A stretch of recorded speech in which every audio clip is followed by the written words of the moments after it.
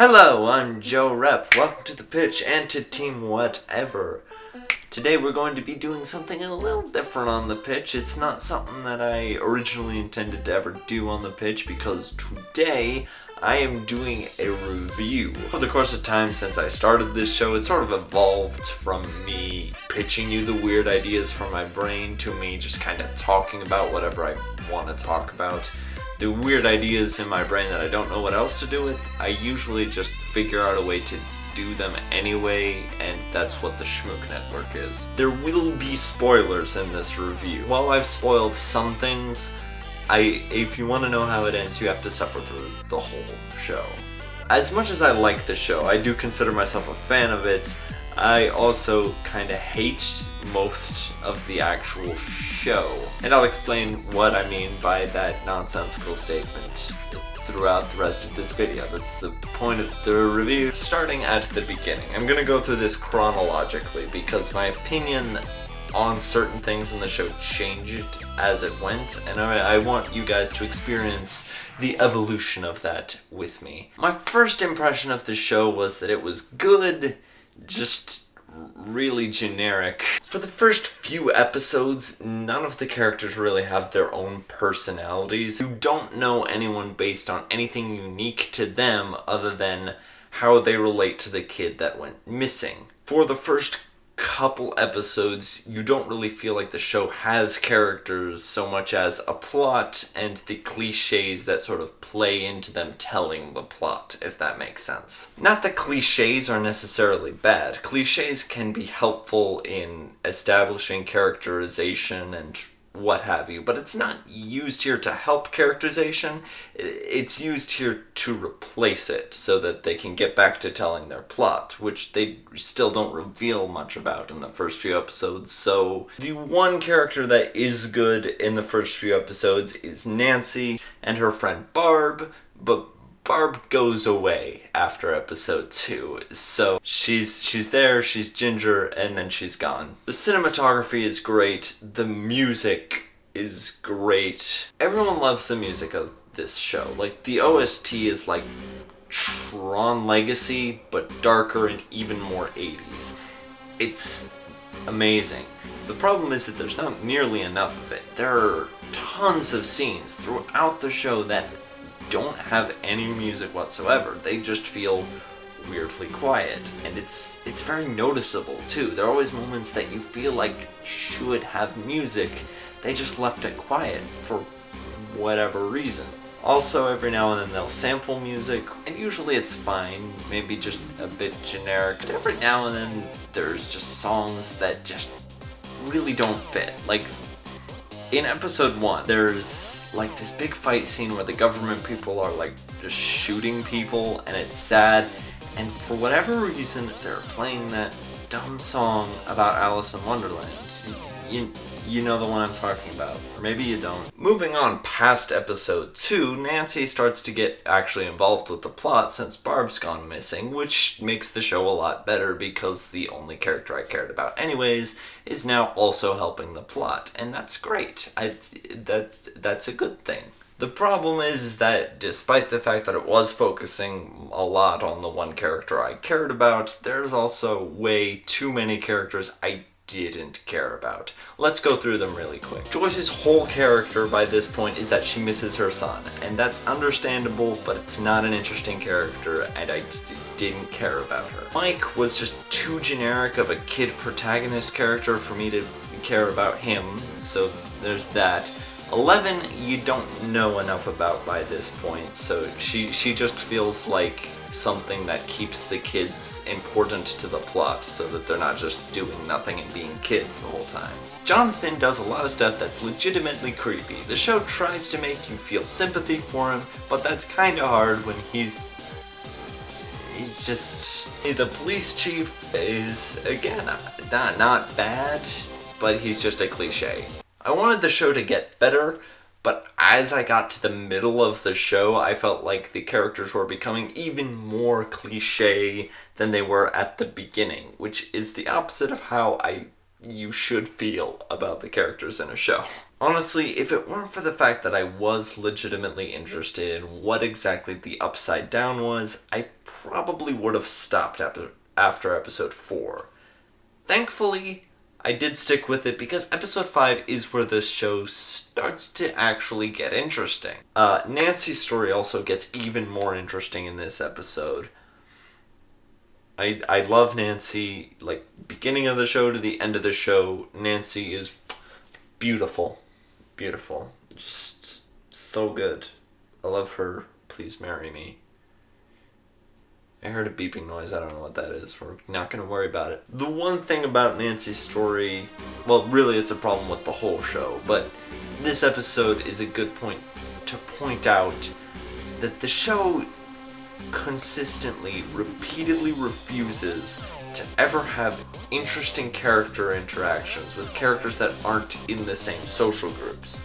Like, by this episode, it would make sense for Nancy and Joyce to meet, because Nancy knows that Joyce knows the monster is real, and it would be helpful, beneficial for both of them to meet and talk about, hey, you're not crazy, what all do you know about the monster, and for them to, help each other. That would make sense. But the show doesn't do that. The show constantly refuses to have characters that aren't in the same social groups interact. Joyce never interacts with Nancy. The Chief never really interacts with Jonathan. The kids never interact with characters that aren't kids other than a few times. And it's frustrating because the mark of a good TV show, in my opinion, is that they can make things interesting just by having different characters interact in different ways. But this show acts like that would be a bad thing and that they cannot do that. That was a fun rant about a really minor point. Let's have another one of those. There's a few times in the show where Mike and Eleven have to fight about stuff, and every time it feels really forced and contrived. Like, the things they fight about are always just introduced in that scene at the end of an episode, and then they're resolved the next time we see them together. I just don't believe it. It's not believable. And it's not helped by the fact that Mike isn't the best of the kid actors in the show. He's not bad. But whenever he's supposed to be mad at someone, he doesn't feel mad at them. He looks like, I'm acting mad because the script tells me to be mad, but I can't really play this character and be mad at the same time. I am an awkward child. Let's move on to episode 6, because episode 6 is a good episode. There's very little wrong with episode 6. It's got a lot of good character development with Eleven. She looks cool, she says cool stuff. We get flashbacks that explain why she is cool. The other kids have some good conflict too. Like, I just complained a lot about Mike, but Lucas and Dustin are both really good in this episode. They feel like actual characters too, which is an improvement. There is a big special effect right at the end of this episode. It's a pretty major plot point. I'm sure if you've seen the show you know what I'm talking about. And it looks fake as crap. And like, it's a good moment for the characters, but the fact that the effect looks really, really, really dumb takes me out of the moment, and I hate that. I hate that. It's bad.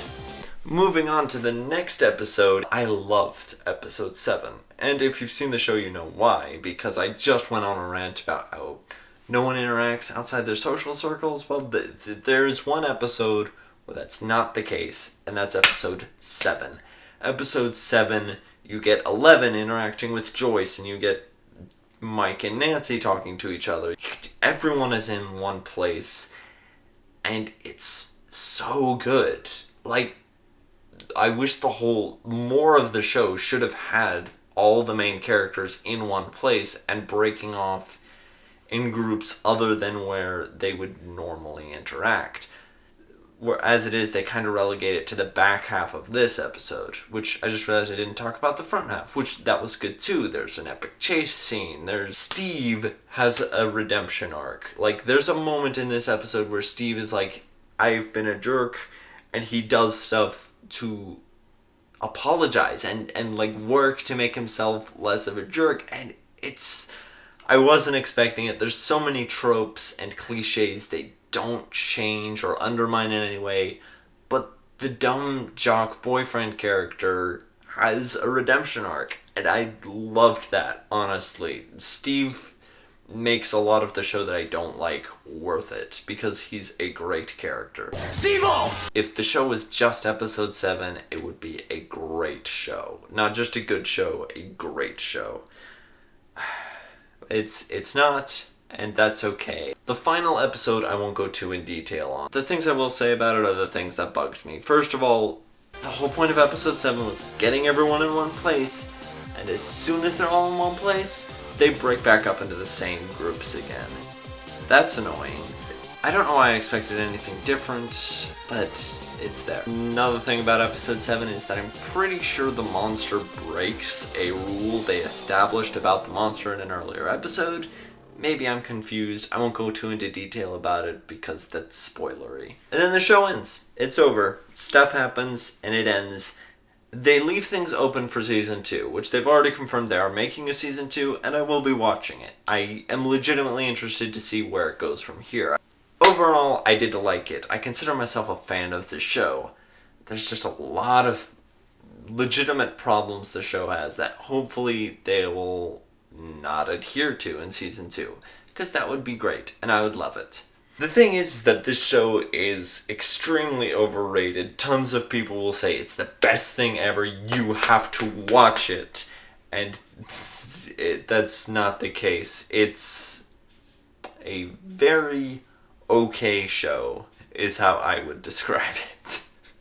The biggest problem is Joyce Byers. The character that's on the cover of the show never does anything interesting, never is even really all that important to the plot. She just whines about her kid the whole show. I think Winona Ryder did really good with what she was given. The problem is that throughout the beginning of the show especially, she does a lot of stuff that just seems like she's crazy, and the show makes it very clear that she's doing what any rational person in her situation would do. But that makes it even worse because I never feel like I get to know her as a character. I just know her as the person that does what any rational parent would do. The show acts like I should automatically empathize with her and feel bad for her because, oh, she lost her son, you know, that's sad.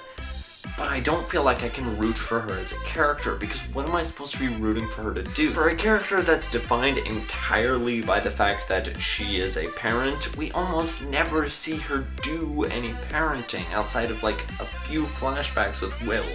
But she never does any parenting with Jonathan. She just yells at him about how, no, there's freaky monster stuff. And he's like, you're acting like a crazy person. She's like, yeah, I do that so people don't interact with me so that I can be a crazy person by myself. I think I've said enough.